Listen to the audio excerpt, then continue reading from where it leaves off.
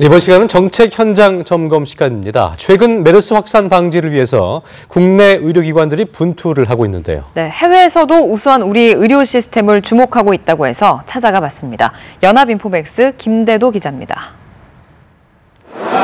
의료 분야가 신성장 동력 산업으로 주목을 받고 있는 가운데 높은 수준을 지닌 국내 의료기관들도 세계 시장으로 진출을 서두르고 있습니다. 강남 세브란스 병원은 지난해 카자흐스탄에 진출하는 성과를 내기도 했습니다. 카자흐스탄 국립대학의 이런 건강검진 시스템이라든지 아니면 그 국립대학 소속 병원이 없었기 때문에 저희가 우리의 그 시스템을 그쪽에다 한번 심어보자 하는 그런 취지로 이 프로젝트를 시작하게 된 겁니다. 이 병원은 건강검진센터를 성공적으로 운영한 뒤에 그 경험과 신뢰를 바탕으로 카자흐스탄의 의과대학을 설립하려고 합니다. 저희가 이걸 좀 더 활성화해서 알마티에 있는 시민들한테 오픈을 하려고 합니다.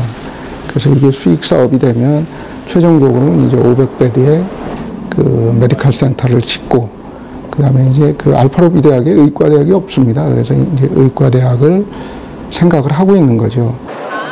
우리나라의 높은 의료 수준이 알려지면서 많은 국가들이 우리의 의료 시스템도 주목하고 있다고 합니다. 이미 분당 서울대병원은 이지케어텍, SK와 함께 사우디의 의료 정보 시스템을 수출하는 성과를 냈습니다. 지금은 의료 정보 시스템이 없이는 병원을 운영하는 게 불가능한 상황이거든요. 그런데 GCC 국가나 혹은 호주나 이런 여러 국가들이 이제 막 병원 정보 시스템들이 도입되는 시점이기 때문에 앞으로도 시장성이 굉장히 크다고 얘기를 할 수가 있고, 이처럼 의료 분야 협력은 단순히 의료진 파견이나 기술 전수에 그치지 않고 의료 소프트웨어, 의료 기기 수출로 이어지는 등 다방면에 걸쳐 많은 부가가치를 창출하고 있다고 합니다.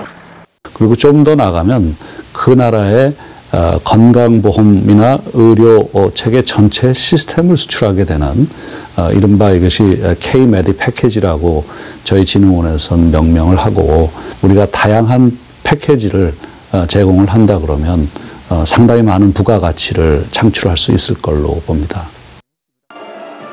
우리 정부도 세계 의료 시장을 선점하기 위해 대통령 해외 순방 시 의료기술 교류와 협력을 위한 MOU를 체결하는 등 노력을 기울이고 있습니다. 한국의 의료 시스템이나 의료 인력 등이 해외에서 나가서 직접 의료 행위를 하기 위해서는 승인이나 아니면은 인가, 특히 해당 국가의 규제 등이 상당한 경우가 많습니다. 그런 경우에서라면은 정부와 정부 간의 협의를 통해서 그런 규제들을 좀 완화한다든가 그 정부에서의 역할이 분명히 있다고 생각이 듭니다. 보건복지부는 세계 의료 시장을 8천조 원 규모로 추정하고 있습니다. 정부는 외교를 통해 국가 간 의료 협력에 힘쓰고 의료계는 기술 발전과 시스템 확립에 노력을 기울여 우리나라가 세계 의료 시장을 선점하기를 기대해 봅니다. 연합인포맥스 김대도입니다.